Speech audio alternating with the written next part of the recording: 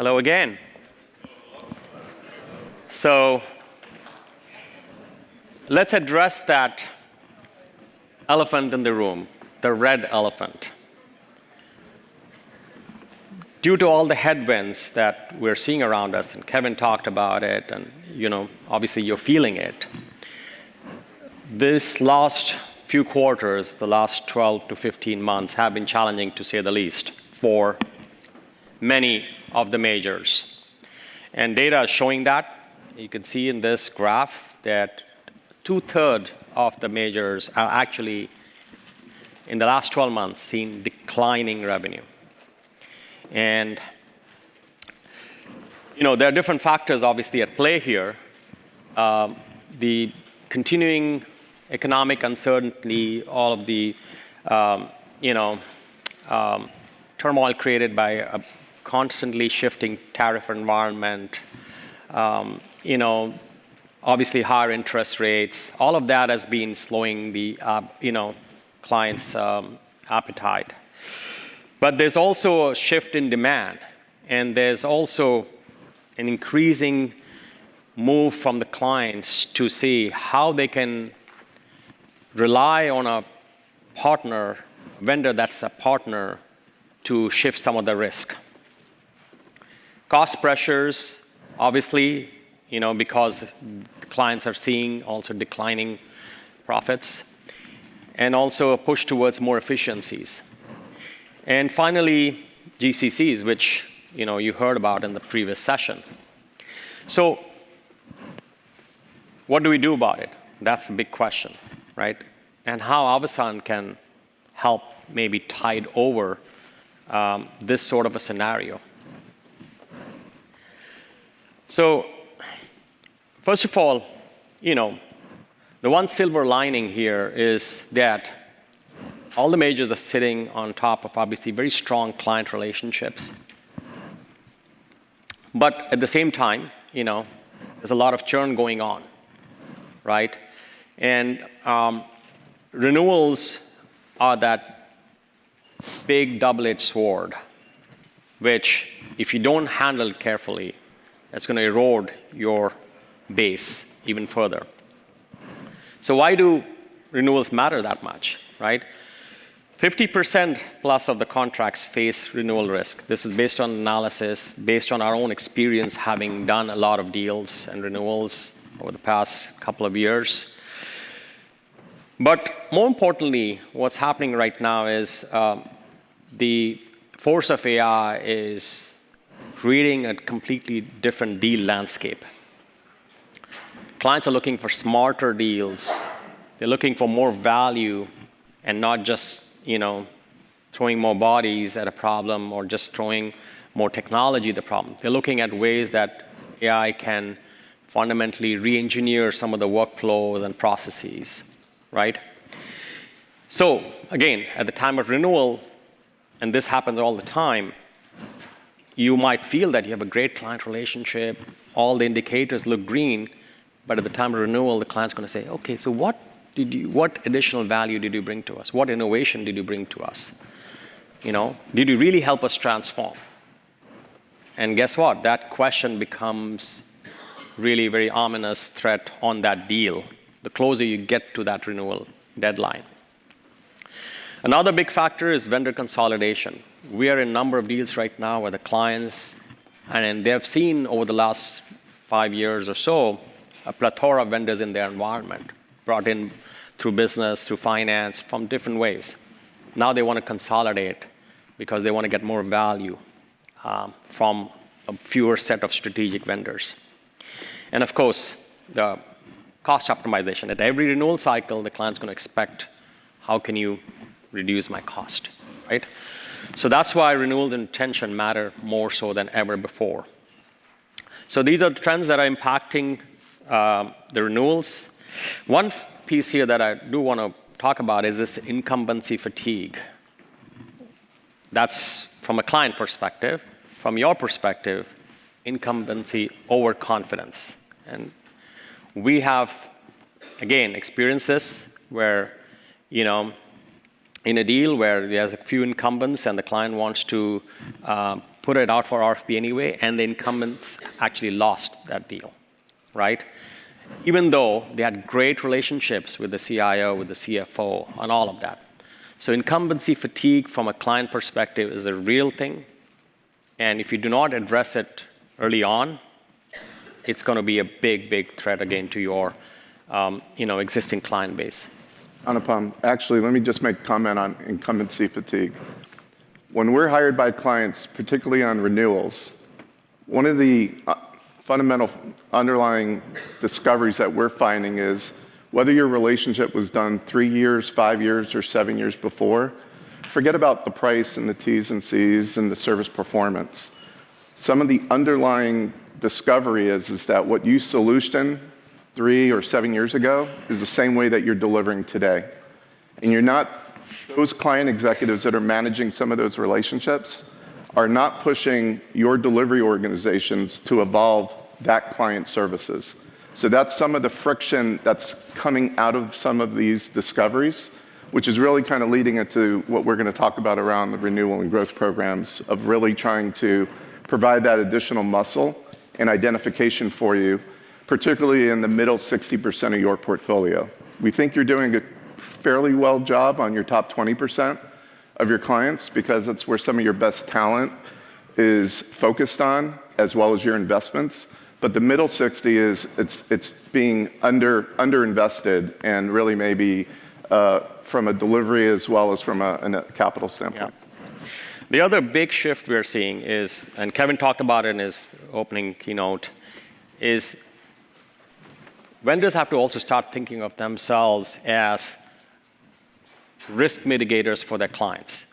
And I know, again, this goes against conventional and legacy wisdom, which is, hey, when we sign these contracts, we're going to protect ourselves against all these other all issues, right? That has completely changed. The clients want you to take on risk, absorb some of the shocks. You have to think of yourself as the client's insurance, as the client's bank, as the client's technology provider, insulating them from the technology risk as well. So these will obviously impact all the deal structures and how you quantify the benefits and maybe even front load the benefits in some case. The cash flow risk. We're seeing that again and again. So with that said, let's talk about what we can do about it, right? As you can see in this graph, 30 to 40% of their revenue is at risk in the next 2 to 3 years. These are deals that are coming up for renewal across different industries, as you can see. And I think, Harvey, you can add some color to this in terms of, what is the significance of this? In order for most of you to grow, your book to bill needs to be at least 1.1. It's just the economics around that. And your backlog revenue has got tremendous headwinds right now because clients with the disruptive technologies are bringing to the table of simpler consolidation. They're trying to move more agile to really redeploy some of the freed OpEx on that to some of those business imperatives that they're really seeking to do. Part of the challenge is that you're not being proactive enough in some of these relationships. And as a result, it's kind of leading towards some of that incumbency fatigue as a result. Yep. So we're introducing this new program, which I think we've been having some conversation, and Kevin, again, brought it up in his opening, that Avasant can be your renewal accelerator. It's not just about getting to the renewal and avoiding an RFP, but it's also about pulling forward the renewal so that there's less threat and you're able to drive innovation faster. And this program basically will allow you to assess your current deals where there is a renewal risk and bring in the right elements in there which will avoid the client from thinking, oh, I need to go out and put an RFP because I'm hearing a lot more from other vendors. And avoid procurement from saying, yeah, we need to drive the cost down. So, Harvey, let's dive into this and see how we can help. So this is a program where you as a service provider retain us.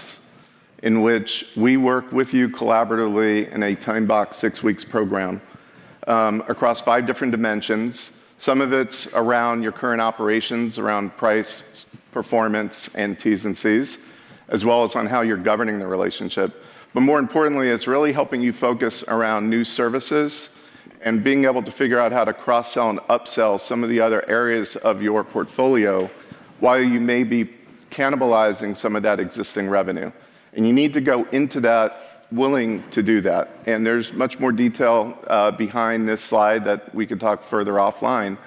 But what that does is that you're proactively providing and going to that client in an unsolicited manner before the client is thinking about the renewal with your relationship 12, 18 months before. And if not, that's where you end up losing some of that backlog revenue at risk because you're now on the back of your heels trying to react instead of promote the relationship that you're trying to envision with that client. And guess what? We're going to do this risk-free. So I'll let you do this. But so on the left-hand side are really the 5 areas of focus across these work streams in which we spend a lot of collaboration. It's not only with the deal team, but also from a sponsorship level at the industry level within your segment, and even maybe some of your global relationships, leadership internally, if it's that important a relationship that you're trying to amplify, and really kind of move them into your, call it top 20% of your diamond accounts. Now, the 6-week engagement does not stop. What we're doing there is helping you define the good, the bad, and the ugly around what you've contracted for with that relationship, give you a roadmap, but then there's downstream work that you have to do. And we're going to be by your side from a coaching standpoint that's built into this construct. And it's not full-time, it's episodic and key initiatives and focus in which you're going to the client, you're getting feedback, and we're iterating on what was developed in that initial 6-week process. The new operating model ideas, it's just not only new services. It may be, for example, in IT where the client's in a plan, build, run, and you're going to be very provocative and say, you know what, you need to move into more of an agile operating model, or moving from to a product service-based operating model. Those are things that we'll understand the appetite through our own research and investigation, as well as your understanding on how well your brand permission is within that client relationship. And then we'll figure out what to do with the benchmarks around that, as well as if you would like some additional negotiation support, we can do that. It's not required. Also, it's also a key point. If you notice, it's up to you if you think it's in your best interest, which we believe it is, to inform the client proactively is that you're retaining us to work that. So we'll kind of talk through, there's no client conflicts from a past Avasant engagement. So these identified clients may be another advised deal, or it may be a client relationship that you built on your own and you've landed and expanded, but for whatever reason, you've hit headwinds in being able to kind of grow across the account. Yeah, so there is a pre-qualification in these deals where we look at the deal and make sure there's no conflicts of interest, and make sure that we feel we can bring value in that scenario. That's why, as you talked about, it's not the top 20% of your deals or the bottom 30%. It's that middle tier where there's a lot of value which we can bring. There is a profile that we're recommending. So we're not going to focus on federal or state. It's all commercial. We're not focusing on your red accounts, just dealing with the risk profile, I think, between both of us of what would be entailed there, plus call it the overhang history as to how you got there. It's really focused more on the 60%, or you may even choose to look at one of your diamond accounts or your top 20% accounts because you're fearful that that may go out to a renewal process unbeknownst to you just based on market noise. Minimum ACV level around 5 million. 3+ year relationship. That easily is, from an ROI standpoint, based on what our fees would be, totally is a fair, I think, ROI on that standpoint. And then data-driven analysis. We're going to be looking at 12 months of history of that relationship, if not more. Analyze that, have further discussion around some of that. And more importantly is that in order for this program to be successful, in our opinion, is it needs to have the appropriate executive sponsor. It does not sit at the advisory channel. It has to sit within the business, within your portfolio, whether at a regional level or an industry level or even a global level. So more discussion on that.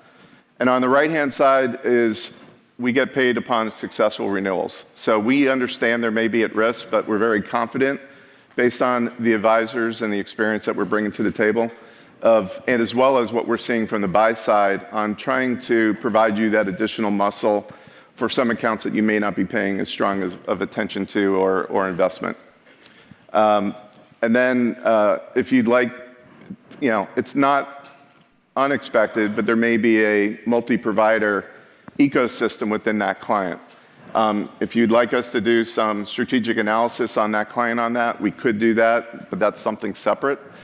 As well as from a conflict standpoint, it's let's say you are in that ecosystem and we decide on company ABC.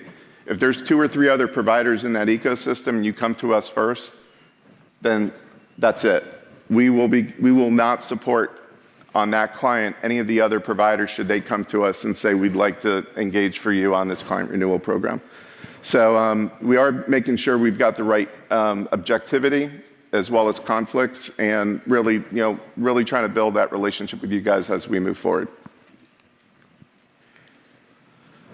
From a benefit standpoint, I think it's really the key thing from a business standpoint of the value is really securing your revenue backlog.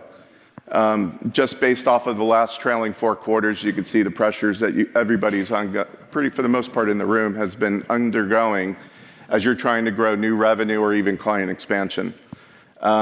We think it's going to help you even with referenceability because you're being proactive in this nature. Without said, the upsell, cross-sell across your portfolio, and really trying to come at it from an outside in. So it was really positioned, what's on your platform of capability and stitching together the right things that will resonate with the client in conjunction with what you're doing today. So it's not it's moving adjacently. There may be an opportunity to move very upstream, but if you hadn't been there for such a period of time, that may be a big hill to jump. But I think through discussion internally and collaboratively, we'll figure that out. And then we also just believe at the end of the day, just be improved client satisfaction here. On the right-hand side is a very simplified approach on how the 6-week process will take place. But then there's a much more detailed roadmap that we can share offline, as well as some of the artifacts that we will deliver through that engagement for you. And that will be inputs into the unsolicited and proactive renewal approach that you'll bring to your client. Okay. Well, let's have this conversation through the rest of the day, and we'd love to kind of see what kind of deals that we can help you retain and grow over a period of time. So thank you again.